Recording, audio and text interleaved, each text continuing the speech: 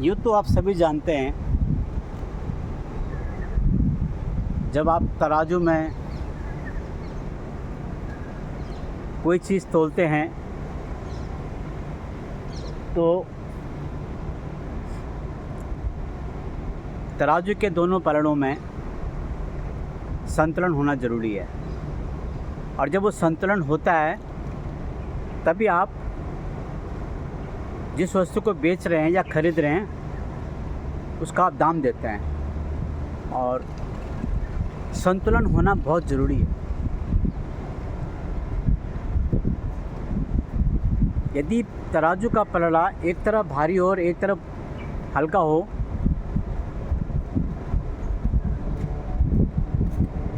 तो उसमें विवाद की स्थिति उत्पन्न होती है।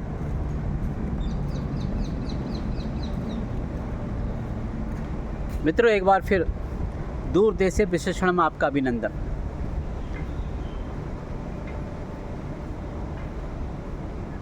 संतुलन की बात क्यों कर रहा हूं मैं उत्तराखंड से हूं। मेरा जन्म 70 के दशक में, या ये कहूँ 70 और 60 के दशक में हुआ। बाल्यकाल उत्तराखंड में ही निकला और जैसे जैसे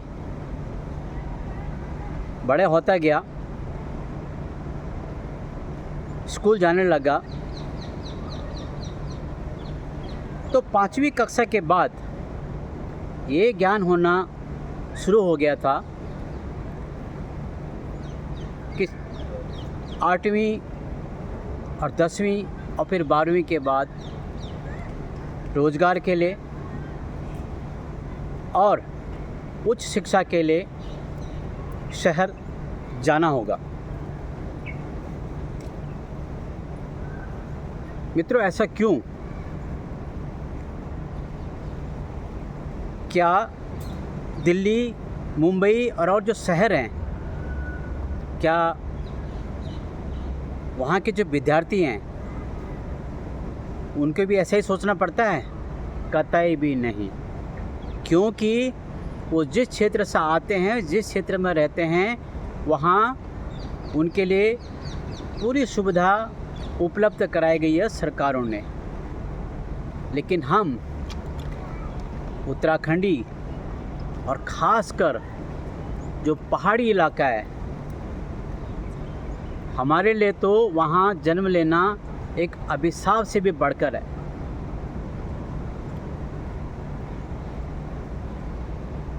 और ऐसा क्यों हुआ? इसके पीछे एक ही कारण है, जैसे मैंने कहा, संतुलन, संतुलित विकास। यदि हमारी सरकारें संतुलित विकास करते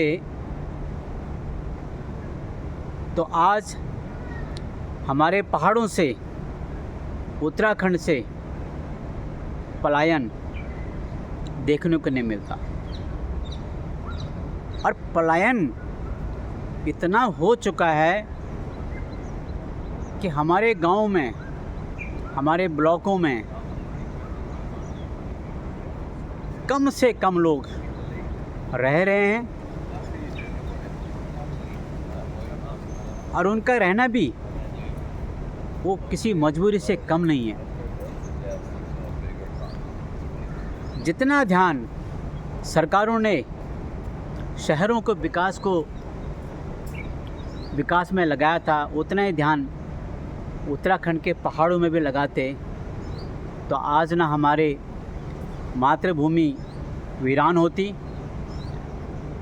और साथ ही साथ आज शहर में इतना भीड़ भड़ाका नहीं होता। शहर में भीड़ भड़ाका होने का एक ही कारण है, पहाड़ों से और क्षेत्रों से अपने रोजी रोटी के लिए, अपने भविष्य को सुधारने के लिए शहर में आना। आज शहरों में पर्यावरण परेशानी, पॉल्यूशन है, ट्रैफिक है, बीमारियां हैं, क्या क्या नहीं हो रहा है। और इसके ठीक उलट पहाड़, वो हमारे खेत खलिहान, वो घाटियाँ, वो गांव वीरान पड़े हैं। वहाँ रहने को कोई राज़ी नहीं होता आज की तारीख में।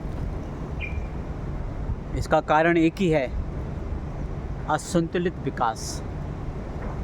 हमारे क्षेत्र को पीछे धकेल दिया गया और मैदानी क्षेत्रों को आगे लिए गए।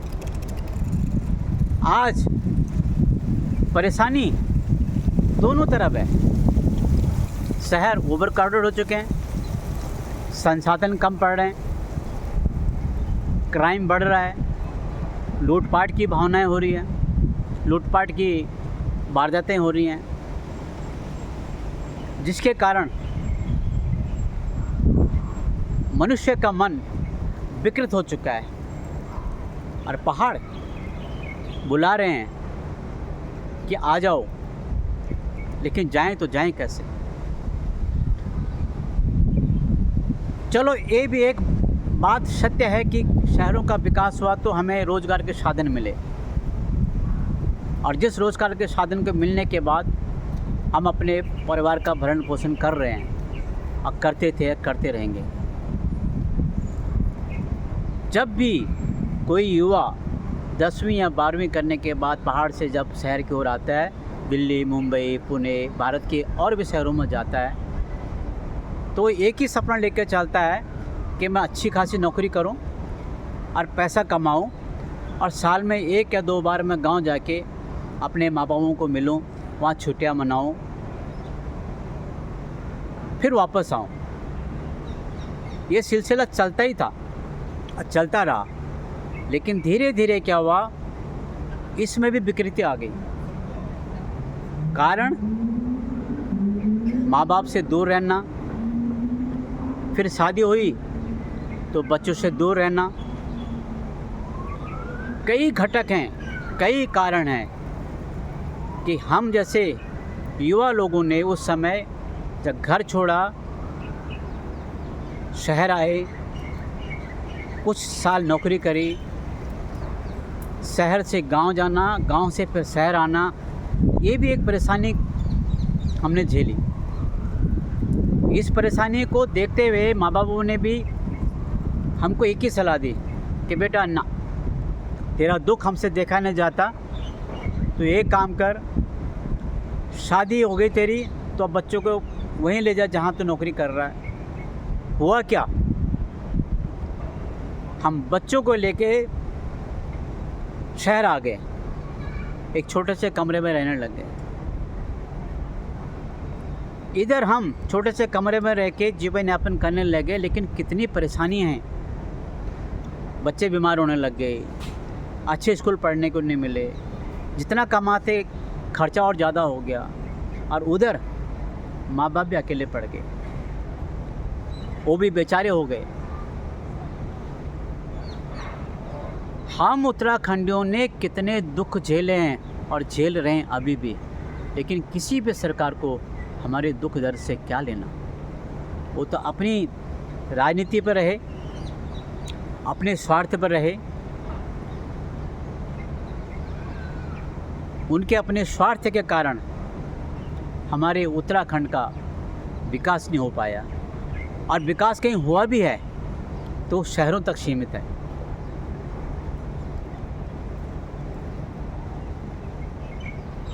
यदि वो टेक्निकल पढ़ाई का अध्ययन करने का जो एक इंस्टीट्यूट होते हैं, यूनिवर्सिटी होते हैं, अगर हमारे गांव में होते या गांव के नज़दीक होते तो हम क्यों शहर आते? ना हम शहर आते, न शहरों के संसाधन पे ज़्यादा वजन बढ़ता, और न हमारे गांव, खेत खलिहान वीरान होते। आज स्थिति ये है कि अगर हम उत्तराखंड में जाना भी चाहें तो जा नहीं पा रहे हैं। क्योंकि वहाँ मनुष्य नाम की चीज़ बहुत कम रह गई है।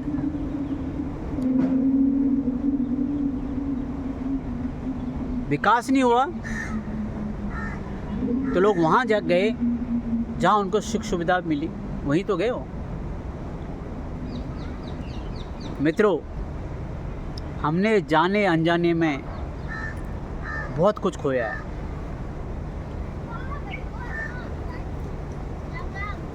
हमारे उत्तराखंड एक कृषि प्रधान प्रदेश है।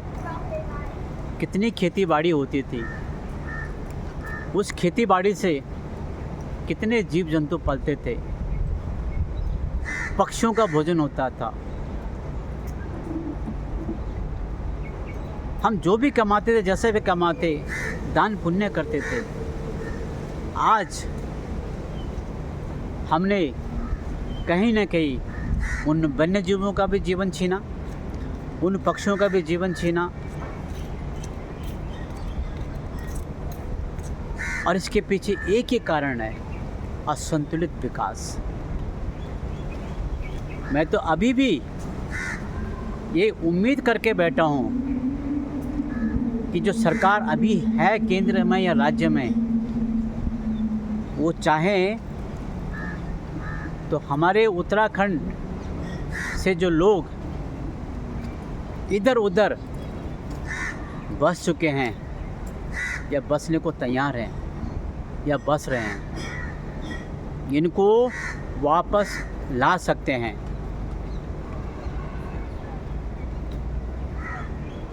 ऐसा कोई उपाय सोचिए, ऐसा कोई परियोजना बनाइए, ऐसे कोई योजना लाइए कि हम और हमारे सभी भाई बहन जो हम अपनी सेवाएं दूसरे प्रदेशों में दे रहे हैं, उन सेवाओं को हम अपने प्रदेश में दें।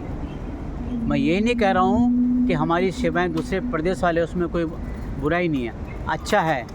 हमारे टैलेंट को पूरे देश, मैं तो कह रहा हूँ पूरे विश्व ने सलाम किया है, और वो हमारा टैलेंट का भरपूर उपयोग कर रहे हैं। लेकिन कुछ हक हमारे भी तो बनता है। आज हम क्यों भटक रहे हैं?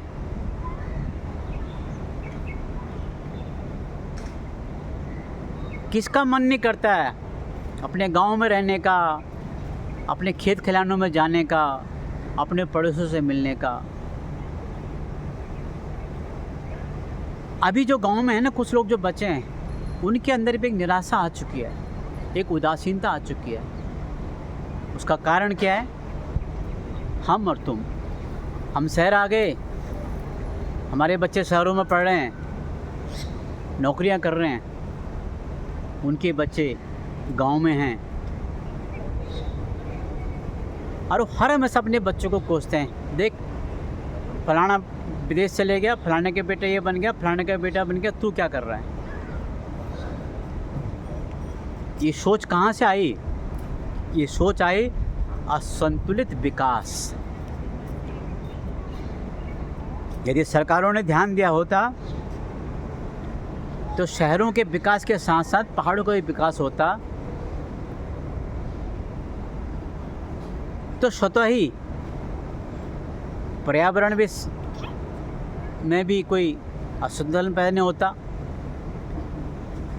शहरों में भी घनी आबादी नहीं बसती।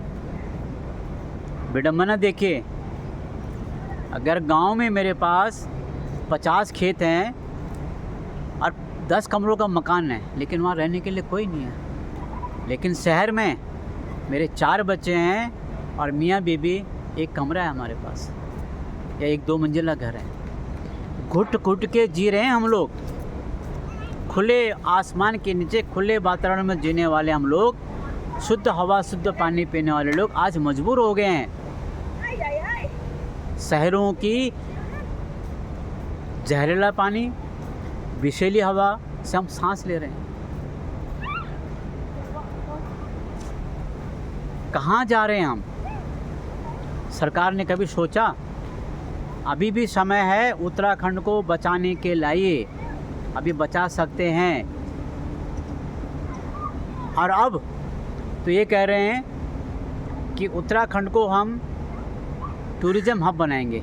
आप बनाइए, ज़रूर बनाइए, लेकिन मैं साथ ही साथ गुजारिश करना चाहता हूँ वहाँ के पर्यावरण को नुकसान न पहुँचे, हमारी विरासत को नुकसान न पहुँचे, हमारी संस्कृति को नुकसान न पहुँचे। इस बात का ज़रूर ध्यान दें। और सैलानियों का भी एक सीमा होनी चाहिए, किस वक्त जाएं, कितने लोग जाएं, ये सीमा में बंधना बहुत ज़रूरी है। नहीं तो आने वाले वक्त उत्तराखंड की हालत बहुत नाजुक होने वाले हैं। मित्रों, दिल की पीड़ा है, आपके सम्मुख मैंने बात रखी है, आप मेरी बात को ज़रूर सरकारों तक पहुंचाइए। स्वस्थ रहिए, मस्त रहिए, व्यस्त रहिए। मिलते हैं कल, तब तक के लिए आपको नमस्कार।